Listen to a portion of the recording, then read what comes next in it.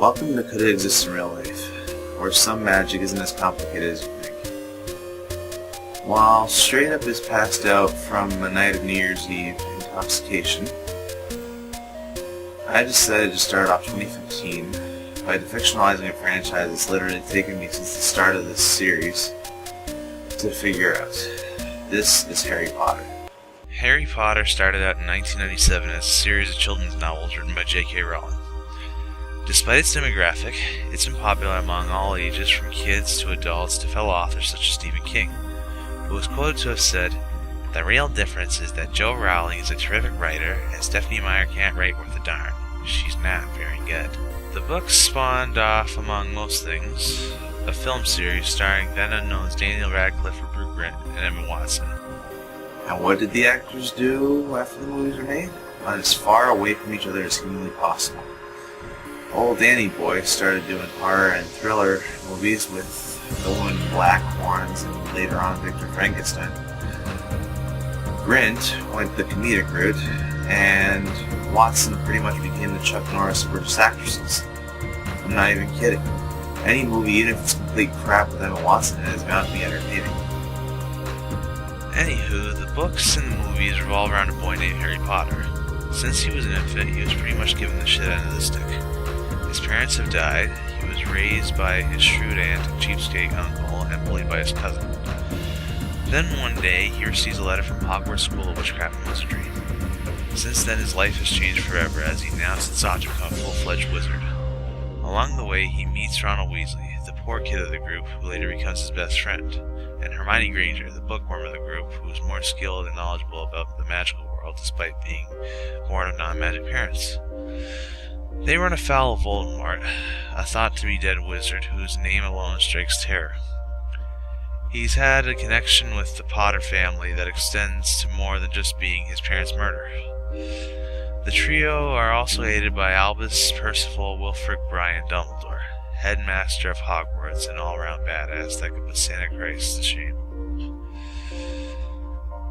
Together, they must stop Voldemort and his minions from taking over both the human and wizarding world, and do it all without getting killed, or worse, expelled. Now, there's no way this could exist, right? Now, Harry Potter has a lot of ground to cover, so let's start with the simplest things. For starters, Hogwarts itself does exist, but only the external building. The castle used for the exterior and interior shots of the movie is Alnwick Castle, located in Northumberland, home of the Duke of Northumberland, Ralph Percy. I always wonder what became of Percy after being Fudge's Ministry's assistant. Amongst most things, the Duke has a penchant for collecting archaeological relics from various places, not unlike old Dumbledore himself with various collections of odds and ends. The magic in Harry Potter is taken from various concepts and religions that normally involve magic, so let's break it down. The wands, as stated by Rowling herself, are based off the Celtic calendar, as a means of assigning the wand woods based around the trees of said calendar. To put it shortly, Harry was born at the end of July, which makes his original Phoenix Feather wand made of holly. This means that from the start, he was fully capable of being a vigilant, confident leader. I recommend you guys check out the Celtic calendar sometime to see what wand you got. Mine's the Alder. So you got a bit of Celtic mythology in there. Potions are obvious alchemy, some of which actually exist in real life. The most prominent being the alchemist Nicholas Flamel, who the first book and movie revolved around. However, two better examples are in the smallest of forms. The Bezoar, which is said to be the stone taken from the stomach of a goat and able to prevent most poisons. Not only does that exist, but you don't even need a goat to make one.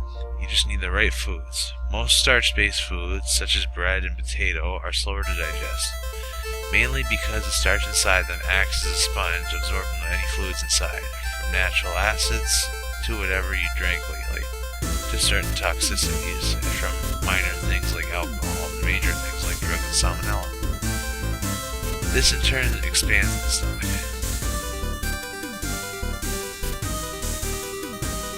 That's why you feel full after eating a lot of bread. The other example is monk's hood, also known as wolfsbane, also known as aconite. This plant does exist, but it's not just deadly to werewolves. It can kill ordinary humans too. Last but not least are the spells themselves. Since there are so many, I won't defictionalize them all, but I will defictionalize the concepts behind them all. Throughout the whole story, there have been three major groups of magic spells. The first are the protective spells. These can be anything from defending yourself and others from harm, to hiding yourself from enemies. The most iconic are the Expelliarmus and Stupefy. The second group is curses. Now most spells in the first group apply, but the main part of this group are spells that intentionally harm others or cause fatalities. The big examples being the Cruciatus, Imperius, and Death Curse, the Unforgivables. The third, which is lesser known but most powerful, is the Ancient Magic, something many witches and wizards are rarely taught but excel at when the situation calls for it. The prime example being Lily Potter sacrificing her own life to protect her infant son. This in turn unlocked an ancient form of magical protection that kept him safe from harm. While all these are either inaccurate or exaggerated, it's pretty much paganism and Wicca in a nutshell. Ever notice how when the heroes use their magic defensively, they always come out alive in the end? Ever notice how every time Voldemort uses Unforgivables, it always ends badly for him?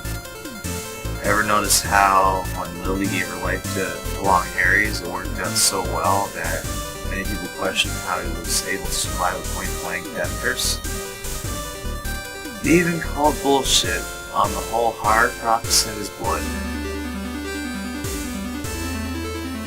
These are the result of the Wicked Rule of 3, an old, seldom followed rule which involves anyone putting anything out there.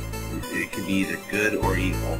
Whatever they put out there is returned back to them 3 times more powerful.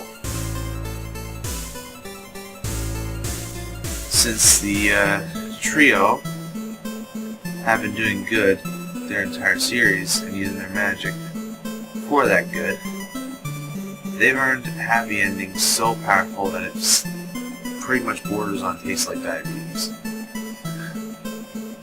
Whilst, because Voldy dedicated his own magic to making them suffer as well as making other people die undeservingly, he got an even worse fate than an even death would allow. As usual, debate, argue, and let me know what I missed. Stay tuned for more.